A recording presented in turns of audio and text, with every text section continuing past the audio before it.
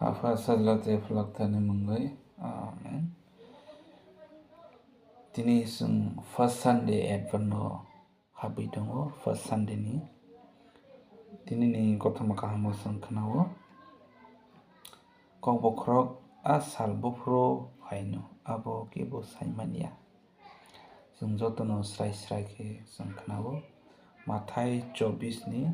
37 to 44 जे sak no tiyar ke tongmani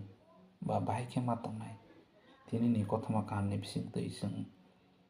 khnai mano je oro je nowani time o जों je flood wngmani जों jotono sia bofro wngphaibano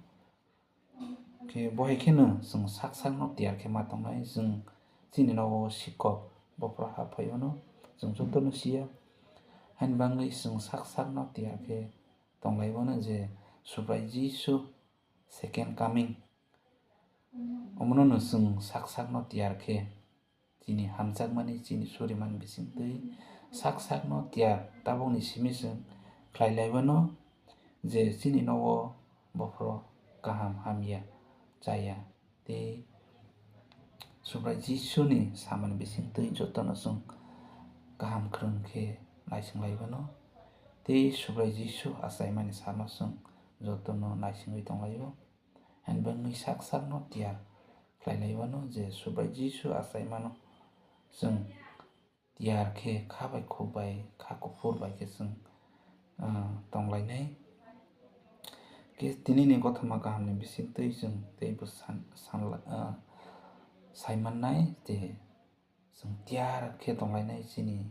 khairokmani bisingtwi chubamani bisingtwi je subai Jisu achaimani sano जों sak khe tiyar naisinglaiono chubamani bisingtwi surimani bisingtwi जों kaham khwrwng khe jotoni sakao mol brum brum khakchangma rowui nini hamjakmani bisingtwi जों tonglaibano tei sak no kubui khlai tiyar khe tonglaibano ke jotono hambai kaham khwrwng khe tonglainai subai Jisu ni mungwi jotono ang chibai tei hambai jotono.